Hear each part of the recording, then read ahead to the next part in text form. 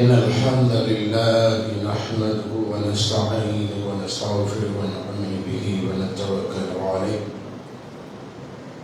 ونعوذ بالله من شرور أنفسنا ومن سيئات أعمالنا من يهده الله فلا مضل له ومن يضلل فلا هادي له أشهد أن لا إله إلا الله وحده لا شريك له ونشهد أن محمدا عبده ورسوله وبعد يا أيها الذين آمنوا اتقوا الله حق تقاته ولا تموتن إلا وأنتم مسلمون يا أيها الذين آمنوا اتقوا الله وقولوا قولا سديدا يصلح لكم أعمالكم ويغفر لكم ذنوبكم ومن يطع الله ورسوله فقد فاز فوزا عظيما يا أيها الناس اتقوا ربكم الذي خلقكم من نفس واحدة وخلق منها زوجها وبث منهما رجالا كثيرا ونساء وعلى آل إبراهيم إنك حميد مجيد اللهم بارك على محمد وعلى آل محمد كما باركت على إبراهيم وعلى آل إبراهيم إنك حميد مجيد أرسله بالهدى ودين الحق ليظهره على الدين كله ولو كره المشركون إن أريد إلا الإصلاح ما استطعت وما توفيقي إلا بالله عليه توكلت وإليه أنيب رب اشرح لي صدري ويسر لي أمري واحلل عقدة من لساني يفقهوا قولي. அல்லாஹ்வுடைய பூமியில் அல்லாஹ் தந்த உடலில் அல்லாஹ் தந்த உயிரை தேக்கியவர்களாக இந்த பூமியில் அவனுக்கு மிகவும் பிடித்தமான ஒரு இடத்தில் அல்லாஹ்வுடைய தூதர் முஹம்மது நபிகள் நாயகம் ஸல்லல்லாஹு அலைஹி வஸல்லம் அவர்கள் காட்டி தந்த அடிப்படையில் ஜுமா என்று சொல்லக்கூடிய ஒரு வாய்ப்பை அல்லாஹ் மீண்டும் நமக்கு வழங்கி இருக்கின்றான். அல்ஹம்துலில்லாஹ். இந்த வாய்ப்பு மறுக்கப்பட்டவர்கள் கொடான ஓடி பேர், இந்த உடலில் ஓடிக்கொண்டிருந்த உயிர் பறிக்கப்பட்டவர்கள் கொடான ஓடி பேர், அல்லாஹ் அந்த காற்றை சுவாசிப்பதற்குண்டான தவணையும் பறிக்கப்பட்டவர்கள் கொடான கோடி பேர். பாலவர்களே, எத்தனையோ கோடி மனிதர்கள் மரணித்து மண்ணுக்குள் போயிருக்க உயிரோடு அல்லாஹ் இந்த நிமிடம் நம்மை நடமாட வைத்திருக்கிறார். எத்தனையோ நபர்கள் அல்லாஹ்வுடைய இந்த பூமியில் மண்ணுக்குள் புதைக்கப்பட்டிருக்க இந்த நிமிடம் அல்லாஹ்வுடைய இல்லத்தில் அல்லாஹ்வுடைய மார்க்கத்தை கேட்கக்கூடிய வாய்ப்பை அல்லாஹ் நமக்கு வழங்கி இருக்கின்றார். மாணவர்களே, படைப்பின் நோக்கத்தையும் வாழ்க்கை நோக்கத்தையும் நாம் புரிந்து கொண்டால் நம்முடைய சொர்க்கத்திற்குண்டான பாதையில் நம்முடைய மறுமை வெற்றிக்குண்டான பயணத்தில் நம்மால் இலகுவாக்கிக் கொள்ள முடியும்.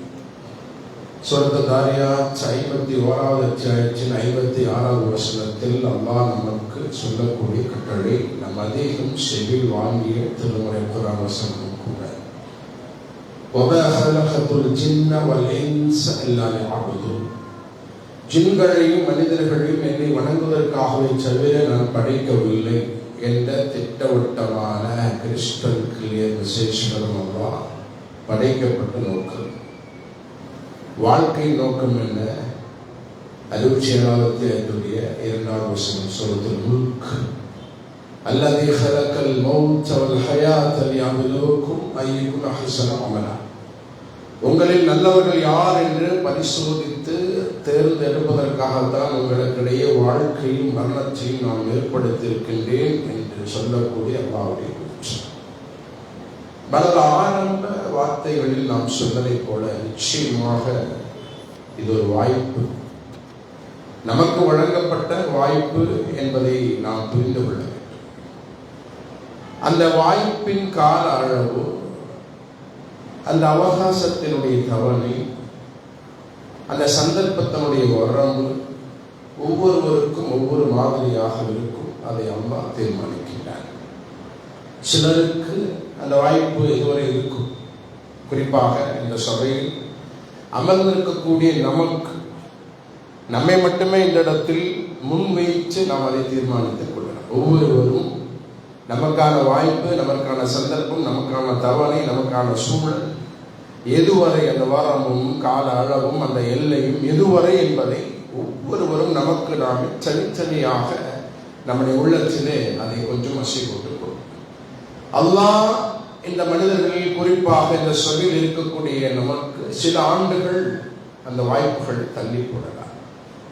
இன்னும் சிலருக்கோ சில மாதங்கள் வரை அந்த வரம்பை அல்லாஹ் தீர்மானிக்கலாம். இன்னும் சிலருக்கோ சில வாரங்கள் மட்டுமே இந்த பூமியில் வாழக்கூடிய தவணையை அல்லாஹ் விதித்திருக்கலாம். இன்னும் சிலருக்கோ சில நாட்கள் மட்டுமே இந்த பூமியில் வாழ்வதற்குண்டான அவகாசத்தை அல்லாஹ் முடிவு செய்திருக்கலாம். இன்னும் சிலருக்கோ சில மன்னித்துளிகள் மட்டுமே இருக்கலாம். நமக்கு தெரியாது. அதுவாசம் அப்படியான மாணவர்களே, நமக்கான வாய்ப்பு, நமக்கான தவணை, நமக்கான சந்தர்ப்பம், நமக்கான அவகாசம் எதுவரை?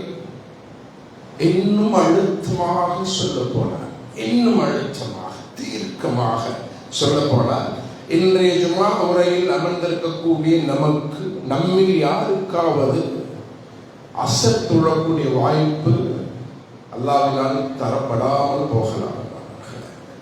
சில உரைகளின் நீண்டு அந்த விளக்கங்களை நாம் கேட்கின்ற பொழுது நம்ம உள்ளத்தில் உண்மையில் ஆழமான பாதிப்பை ஏற்படுத்தலாம். அல்லாஹ் மீது அனுபவித்து உண்மையில் சொல்ல போனால் இன்றைய தினம் அசர் தொழுகையை மஸ்ஜித் தக்வா பள்ளிவாசலிலோ அல்லது வேறு ஏதேனும் பள்ளிவாசலிலோ தொழக்கூடிய வாய்ப்பு நமக்கு கிடைக்காமல் போகலாம். அல்லாஹ் நாடி இருந்தார். அல்லது நாளை லுஹூருடைய தொழுகையை தொழுவதற்கோ, நாளை மதிய உணவை நம்ம வீட்டில் சாப்பிடுவதற்கோ அல்லாஹ் அந்த அவகாசம் நமக்கு தராமல் போகலாம். நம்ம யாருக்காவது நாளை மக்ரிப் தொழுகையை தொழக்கூடிய அவகாசம் பறிக்கப்படலாம். ஏனென்பாளர்களே, இந்த மஸ்ஜித் தக்வாவில் இந்த சபையில் இருக்கக்கூடிய நமக்கு ஜும்ஆ முடிந்து எந்த உணவை நமது வீட்டில் நமது தாய், நம்முடைய சகோதரி, நம்முடைய மனைவிடத்தில் ருசியாக சமைத்து வை, நான் வந்து சாப்பிடுகின்றேன் என்று இந்த நிமிடம் கூட அந்த உணவின் மீதான எண்ணத்தோடு அமர்ந்திருக்கக்கூடிய நமக்கு அந்த ஜும்ஆவுக்கு பிறகு அந்த உணவை சாப்பிடக்கூடிய வாய்ப்பு நமக்கு கிடைக்காமல் போகலாம். இதுதான் அல்லாஹ் தீர்மானிக்கக்கூடிய வாய்ப்பு, அவகாசம், தவணை, கால அளவு, எல்லை, வரம்பு என்று நாம் புரிந்து கொண்டால் அதற்கு மாணவர்களே, சில மாதங்களுக்கு முன் ஹைதராபாத்திலிருந்து உம்ரா பயணத்திற்காக சென்ற ஒரு 42 பேர் பயணித்த ஒரு பேர் மக்காவில் உம்ராவை முடித்து மதீனாவிற்கு செல்லும் வழியிலே செல்லும் வழியிலே பத்ர் போர் நடந்த அந்த யுத்த பூமியை பார்வையிட்டு விட்டு திரும்ப மதீனாவிற்கு புறப்படுகின்ற வழியில் திடீரென்று வேகமாக வந்த அல்லது நின்று கொண்டிருந்த ஒரு பெட்ரோல் டேங்கர் லாரியின் மீது மோதி அந்த பேருந்தில் பயணித்த 42 பேர் இந்தியாவை சார்ந்தவர்கள், ஹைதராபாத்தை சார்ந்தவர்கள், ஒரே குடும்பத்தைச் சேர்ந்த 14 பேர், ஒரே குடும்பத்தைச் சேர்ந்த 7 பேர், குழந்தைகள், வயோதிகர்கள், பெண்கள் என்று 42 பேர் சற்றென்று ஒரு விபத்தின் மூலமாக தீயில் கருகி மரணித்த சம்பவம் நமக்கு தெரியாதது. பாருங்கள், ஊரிலிருந்து புறப்பட்டு மக்காவுக்கு சென்று காபாலயத்தை தொழுது உம்ராவை நிறைவேற்றி பத்ரையும் பார்த்து அவர்களுக்கு மதீனாவிற்கு செல்லக்கூடிய வாய்ப்பை அல்லாஹ் வழங்கவில்லை. மதீனாவுக்கு செல்வதற்கோ, மஸ்ஜித் நபவியை பார்வையிடுவதற்கோ, அல்லாஹ்வுடைய தூதருடைய ரவுலா ஷரீஃபிலே என்று சொல்வதற்கோ, மஸ்ஜித் குபாவில் சென்று தொழுவதற்கோ என்பது மாதிரியான மதீனா பயணத்தினுடைய எந்த நிகழ்வுகளுக்கு உண்டான வாய்ப்பை அல்லாஹ் அவர்களுக்கு வழங்கவே இல்லை. சற்றென்ற ஒரு விபத்தின் மூலமாக தீயில் கருகி அல்லாஹ்வுடைய பூமியில் மரணிக்கக்கூடிய விதியை அல்லாஹ் தீர்மானித்திருக்கிறார். அது அந்த வாய்ப்பு வழங்கப்படவில்லை. எவ்வளவு உற்சாகத்தோடு ஒரு கிளம்பி மதீனாவை மக்காவை பார்த்தாச்சு, மதீனாவுக்கு போவோம் என்ற எண்ணத்தோடும், என்ற ஆசையோடும், என்ற ஆர்வத்தோடும், என்ற விருப்பத்தோடும் தானே பயணித்திருப்பார்கள். ஆனால் அல்லாஹ் அவர்களுக்கு வாய்ப்பை வழங்கவில்லை என்றார்கள். அதே போல்தான் 2 மாத காலமாக நாம் அனைவருமே நம்முடைய அத்தியாவசிய வாழ்க்கைக்கு கூட சரிபடக்கூடிய அளவிற்கு நடந்து கொண்டிருக்கக்கூடிய ஒரு போர், ஈரான் இஸ்ரேல் அமெரிக்காவிற்கு இடையிலான போர்.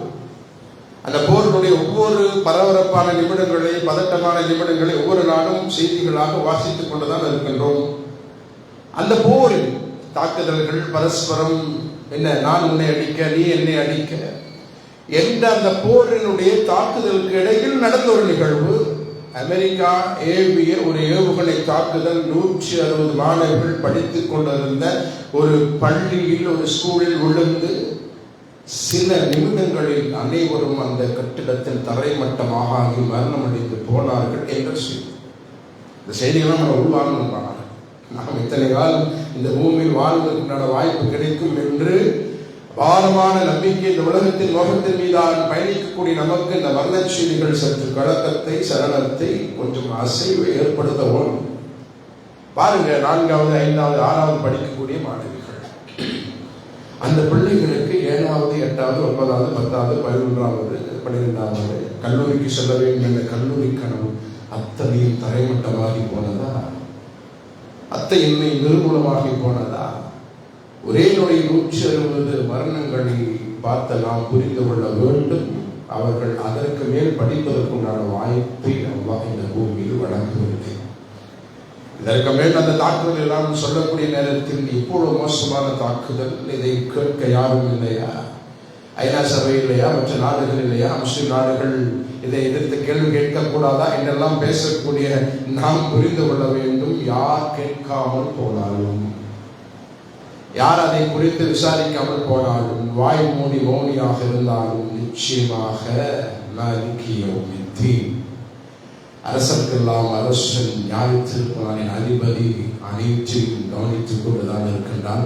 அவன் அல்லாஹ்வுடைய தூதருக்கு சொல்வதை போல அநியாய விஷயத்தில், அநியாயக்கார விஷயத்தில், பாவிகள் விஷயத்தில் அல்லாஹ் ஆறாமுகமாக இல்லை என்ற ஒரு ஆசுவாசமான வார்த்தையை ஈமான் கொண்ட மக்களுக்கு அல்லாஹ் சொல்கிறார். وَلَا تَحْسَبَنَّ اللَّهَ غَافِلًا عَمَّا يَعْمَلُ الظَّالِمُونَ إِنَّمَا يُؤَخِّرُهُمْ لِيَوْمٍ تَشْخَصُ فِيهِ الْأَبْصَارُ. அல்லாஹ் சொன்னாரே, இந்த அநியாயக்கார விஷயத்தில் அல்லாஹ் பாராமுகமாக இருக்கின்றான் என்று ஒருபோதும் நீங்கள் நினைத்துக் கொள்ள வேண்டாம் நபியே. நாம் அவர்களை விட்டு வைத்திருப்பதெல்லாம் அவருடைய கண்கள் உரைத்து பார்க்கக்கூடிய அந்த வறுமை நாளுக்காக என்று சொல்கிறார்.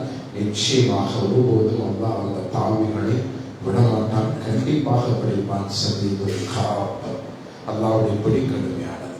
2வது விஷயம், இந்த ரமலான் வளர்ச்சி நாம் எல்லாம் வாய்ப்பு கிடைத்து மாஷா அல்லாஹ் 30 நோன்புகளை நோற்று பெருநாளில் தொழுது கடந்து வந்து விட்டும். 15 நாட்களை தாண்டி நாம் சொன்னதை போல இன்னும் உயிரோடு இருக்கின்றோம்.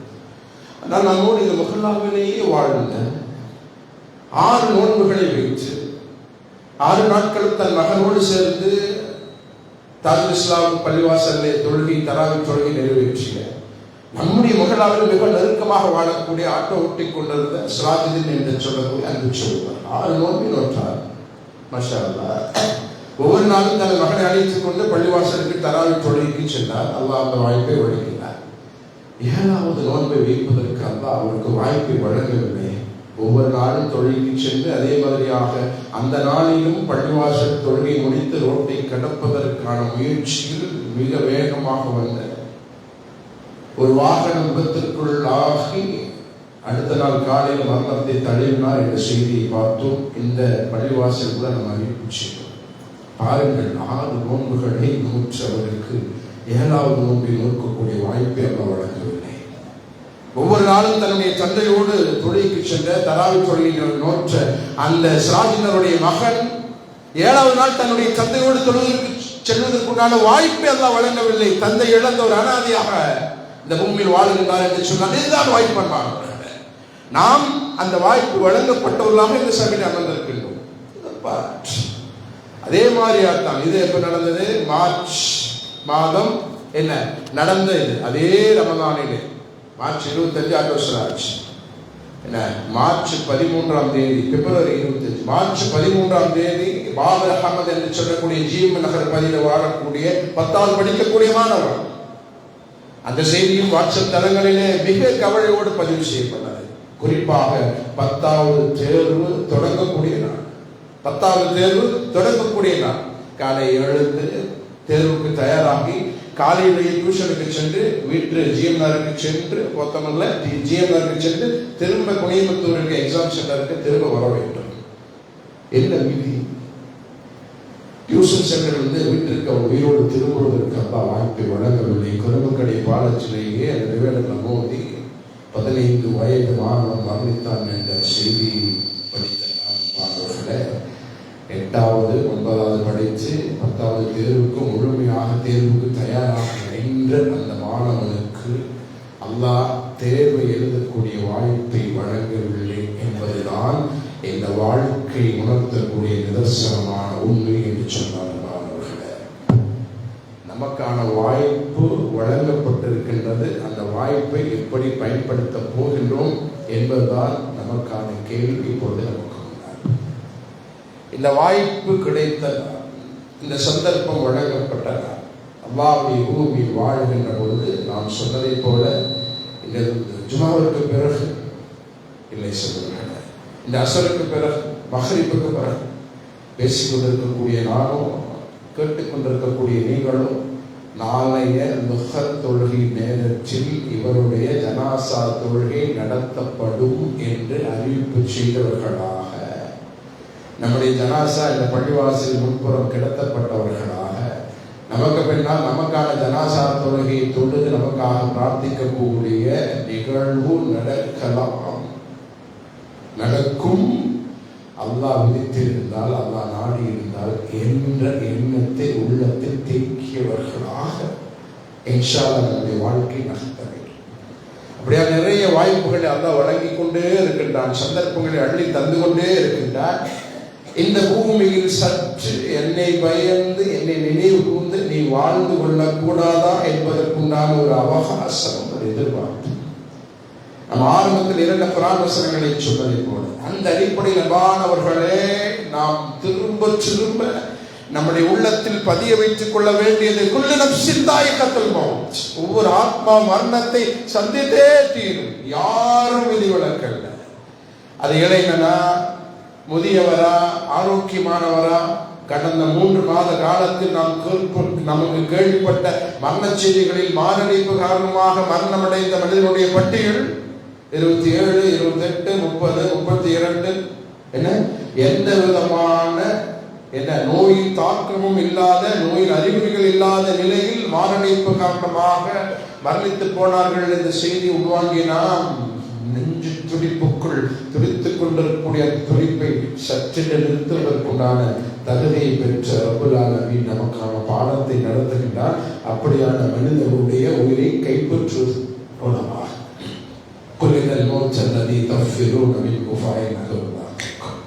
எந்த மரணத்தை கண்டு நீங்கள் விரண்டு ஓடுகிறீர்களோ அந்த மரணம் நிச்சயம் உங்களை கல்வி பிடிக்கும் என்று அல்லாஹ் சொல்கிறானே.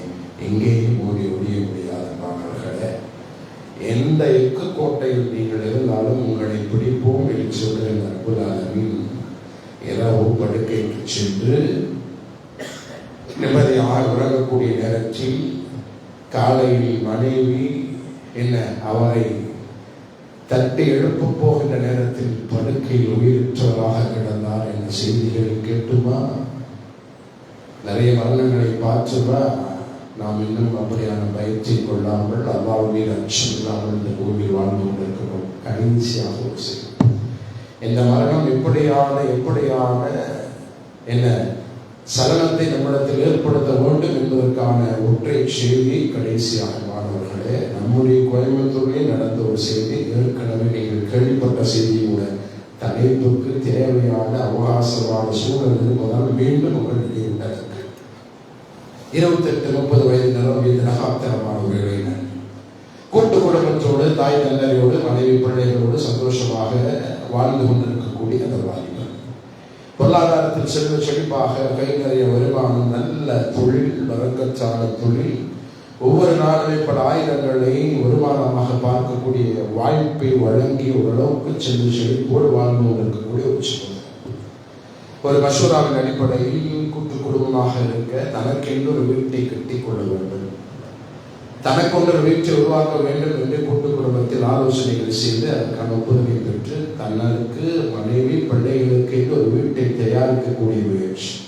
நல்ல வரக்கத்தான தொழில் வருமானம் உண்டு தானே. அப்படியாக குடும்பம் பெரிதாக ஆகின்ற பொழுது அப்படியான என்ன வித்தியாசங்களும் சூழலும் அமையும். நாம் அப்படித்தானே வந்திருப்போம். அப்படியாக மசூரா செய்து தன்னுடைய பொருளாதாரத்தில் தனக்கென்ற ரசனையோடு தனக்கென்ற விருப்பத்தோடு கட்டப்பட்ட வீடு. மாஷா பார்த்து பார்த்து ஒவ்வொரு பொருளுக்கும் ஒவ்வொரு சென்று மார்புகள் அங்கே போகும். வகை வகையான அலங்கார விளக்குகளா இந்த ஊருக்கு செல்லுவாங்க என்று மிக ரசனையோடு நுணுக்கமாக நுட்பமாக கவனித்து கவனித்து கட்டப்பட்ட வீடு. மாஷா வீடு கட்டி முடிக்கப்பட்டதற்கானவர்களை வீட்டு திறப்பு நிகழ்ச்சி நடத்த வேண்டும். உறவுகளை அழைத்து நட்புரை அழைத்து விருந்தும் கொடுக்க வேண்டும் அல்லவா. மாஷா அதற்கான ஏற்பாடு நடக்கின்ற குறிப்பிட்ட ஒரு நாள் தான் தேதி 12ஆம் தேதி இருக்கிறவா 25ஆம் தேதி நாள் குறிக்கப்பட்டு அதற்கான வீட்டை இறுதி கட்ட அத்தனை பணிகளும் முடிக்கப்படுவதற்குண்டான முயற்சிகள் எடுக்கப்பட்டு மஷால்லா அதுக்கான எல்லா முஸ்லீம்களும் எல்லாம் கூட்டம் 2000 பேருக்கு சாப்பாடு. மஷால்லா சாப்பாட்டுடைய மெனு தீர்மானிக்கப்படுகின்றது. அனைவரும் அழைக்கப்படுகின்றார்கள். எல்லாருக்குமான அழைப்பு கொடுக்கப்படுகின்றது. மிகுந்த சந்தோஷத்தோடு குதூகலத்தோடும் எதிர்பார்ப்போடும் ஆர்வத்தோடும் அந்த சகோதரன் எல்லாரையும் அழைக்கின்றான். 25ஆம் தேதி வீடு திறப்பு விழாவா திறப்பு நிகழ்ச்சியா பாருங்கள். அல்லாவுடைய நாட்டம், அல்லாவுடைய விதியை பாருங்களே. அல்லாவுடைய தவணை நாம் உண்மையிலேயே அல்லாவுடைய தவணை மீது அவநம்பிக்கை கொண்டிருந்த காரணத்தால் தான் இன்னும் பாவங்களை செய்து கொண்டிருக்கிறார்கள். அல்லாவுடைய விதியில் அல்லாவுடைய நாட்டத்தில் அல்லாவுடைய தவணையில் அல்லாவுடைய அவகாசத்தில் அல்லாஹ் வழங்கிய சந்தர்ப்பத்தில் அல்லாஹ் இந்த பூமியில் நிகழ்த்திய மரணங்களை பார்த்து இன்னும் திருந்தாத மனிதர்களாக இருக்கின்ற காலத்தினால் ஒவ்வொரு நாளும் பாவத்தை செய்து கொண்டிருக்கக்கூடிய மனிதர்களாக மாறிக்கொண்டிருக்கின்றோம். அல்லாஹ் பாதுகாத்தவர்களை தவிர 24ஆம் தேதி மதியம் எல்லா வேலையும் முடித்துட்டு தாமதமாக வீட்டிற்கு வந்து மனைவிடத்தில் உணவு பரிமாற சொல்லி அவருக்கு பிடித்த மீன் குழம்பும் சாப்பாடும் தயாரிக்கப்பட்ட அந்த நேரத்தில் சாப்பாடு வச்சாச்சு, மீன் குழம்பு ஊத்தியாச்சு, பப்படம் வறுத்தாச்சு, எல்லாம் வச்சாச்சு. தோசைக்கல்ல மீன் கொஞ்சம் முருக வேண்டும் அல்லவா, ருசியாக இருக்க வேண்டும் அல்லவா. இருங்க எடுத்துட்டு வர்ற குழம்பை வைத்து விட்டு அடுக்கடைக்கு போய் வறுக்கப்பட்ட பொரிக்கப்பட்ட மீனை 8 மணிக்கு எடுத்து சென்றால் என்ன மாரடைப்பு ஏற்பட்டு உயிர் பிரிந்து விட்டது என்ற அதிர்ச்சியான செய்தி தான் அந்த குடும்பத்திற்கு கிடைத்தது என்றார்கள். இதில் பார்க்க வேண்டிய சுவாரஸ்யமான ஒரு செய்தி உண்டு. நம்முடைய உள்ளத்தை அசைத்து பார்க்கக்கூடிய ஒரு செய்தி உண்டு. நமக்கும் இப்படி ஒரு நிகழ்வு நடந்தால் என்று நாம் நமக்கு நாமே ஒப்பீடு செய்து பார்க்கக்கூடிய தகவலும் உண்டு. வர்ணித்து விட்டார். ஓகே, மஷூரா செய்யப்படுகின்றது. ஜனாசாவை எந்த வீட்டில் வைக்கிறது, ஜனாசாவை எந்த வீட்டில் வைக்கிறதுங்கிற மஷூரா. பலரும் சொன்னார்கள் இத்தனை ஆண்டு காலம் வாழ்ந்த அவள் வாழ்ந்த வீட்டிலேயே ஜனாசாவை வைக்கலாம். ஒரு சாரா மஷூராக்கள் அப்படித்தானே. இன்னொரு சாரா சொன்னார்கள் அவனுடைய கனவு, அவனுடைய எதிர்பார்ப்பு, அவனது ஆசை, அவன் கட்டிய புதிய வீட்டிலே அவனது ஜனாசை வைக்கலாம் என்பது மாதிரியான ஒரு விஷயம். என்ன அந்த ஆசையை ஜனாசா வைக்கிறது மூலமாக கூட நிறைவேற்றி கொடுக்கலாமே என்று உயிரோடு இருப்பவர்கள் உயிரற்றவனுக்காக தீர்மானித்த முடிவு, இறுதியாக எடுக்கப்பட்ட முடிவு என்ன தெரியுமா? புதிதாக கட்டப்பட்ட வீட்டில் அமங்கலமாக ஒரு ஜனாசாவையா கொண்டு வைப்பது. சுப்ஹானல்லாஹ், சுப்ஹானல்லாஹ். ஆசை ஆசையாக பல லட்சம் செலவு செய்து ஓடி ஓடி உழைத்து தூக்கத்தை தொலைத்து பொருளாதாரத்தை செலவழித்து நான் வாழ வேண்டும் என்று கட்டப்பட்ட ஆசையில் அவருடைய ஜனாசாவோடு வைக்கப்படுவதற்குண்டான ஒரு வாய்ப்பு வழங்கப்படாத உலகத்தில் அன்பானவர்களே, செத்து போனால் சில நிமிடங்களில், சில மணித்துளிகளில், சில மணி நேரங்களில் பொழுது நாரி நாற்றம் அடிக்கும் உடலுக்கு சொந்தக்காரர்களாக இருக்கக்கூடிய நாம் ஆடுகின்ற ஆட்டம், ஓடுகின்ற ஓட்டம், அல்லாஹ்வை மறந்து இந்த பூமி வாழ்ந்து கொண்டிருக்கின்றோம். மரணத்தையும் மறந்து வாழ்ந்து கொண்டிருக்கின்றோம். மறுநரையும் மறந்து வாழ்ந்து கொண்டிருக்கின்றோம். மறுமையும் மறந்து வாழ்ந்து கொண்டிருக்கின்றோம். இது நல்ல நன்றியுள்ள வாழ்ப்பை அல்லாஹ்வை பயந்து வாழக்கூடிய வாய்ப்பாக, இனியுள்ள நாட்களை அல்லாஹ்வை நினைவுகூர்ந்தே வாழக்கூடிய நாட்களாக, இனி தரப்பட்ட வாய்ப்பையும் அவகாசத்தையும் அல்லாஹ்வுடைய திருப்தி மட்டுமே பெற்று இந்த பூமி வாழ்வேன் என்ற லட்சியத்தோடு வாழக்கூடிய நல்ல பக்குவத்தை நம் அனைவருக்கும் வழங்குவாராக. வாஹிரு தஅவானா அல்ஹம்துலில்லாஹி ரப்பில் ஆலமீன்.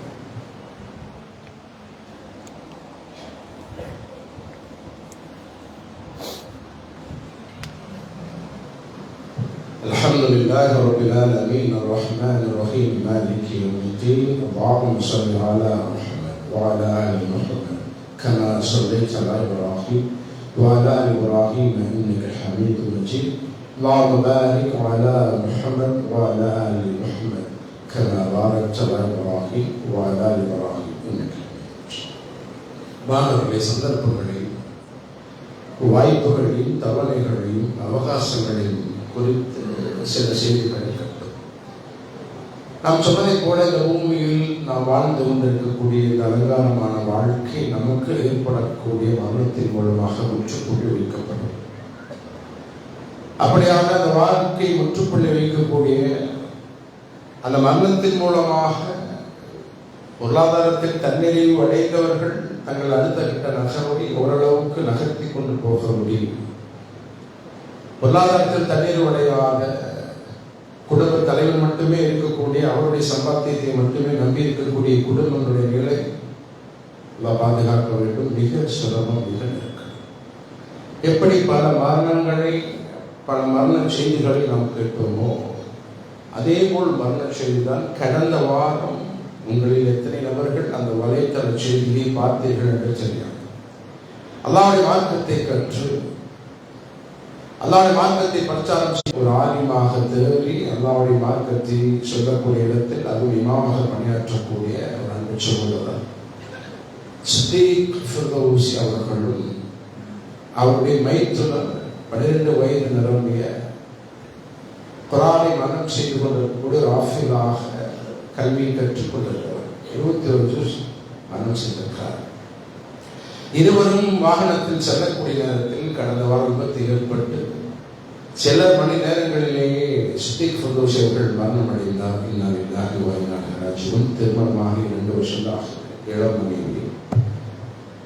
தொடர்ந்து அடுத்த நாள் குர்ஆன் 21 ஜூஸ் மரணம் செய்திருந்த ஆஃபில் மாணவர் முஸ்ஆப் என்று சொல்லக்கூடிய ஒரு மைத்துனரும் மரணத்தை தழுவினார். இன்னா லில்லாஹி வ இன்னா இலைஹி ராஜிஊன். 27 வயதில் அவருக்கான வாய்ப்பு அல்லாஹ்வின் மூலமாக நிறுத்தப்பட்டது சித்தீக் ஃபிர்தௌசி அவர்களுக்கு. 12 வயதில் 21 ஜூஸை மனமுடைத்த அல்லாஹ்வுடைய தீர்மானம் 30 ஜூஸை மனம் செய்வதற்குண்டான ராஃபிலாக ஆவதற்குண்டான வாய்ப்பு அந்த மாணவருக்கு வழங்கவில்லை. விதியின் உரிமையாளர், முற்றிய உரிமையாளர் வந்தார். இங்கேதான் நாம் பார்க்க வேண்டும் என்பார்களே. 2 வருடத்திற்கு முன்னால் அந்த சித்தீக் ஃபிர்தௌசி மாமனார் முஸப், அந்த மாணவருடைய தந்தை, அவர் சின்ன வயசு தான், அபூ தல்ஹா என்று சொல்லக்கூடியவரும் மரணத்தை தழுவினார். தன்னுடைய கணவருடைய மரணத்திற்கு பிறகு இத்தாவிலிருந்து வெளியே வந்து கொஞ்சம் ஆசுவாசமாக இந்த பூமியில் எந்த சோதனைகளும் நெருக்கடிகளும் இல்லாமல் வாழலாம் என்று சொல்லிக் கொண்டிருந்த தாய்க்கு விழுந்த பேரில் தான் தன்னுடைய மகளின் கணவர் சித்தீக் ஃபிர்தௌசி அவர் மரணம் அடைந்தார். தன்னுடைய மகளும் விதவையாகிவிட்டார் என்று சொல்லி, சரி மகள் விதவையானார். அடுத்த சோதனையை பாருங்க.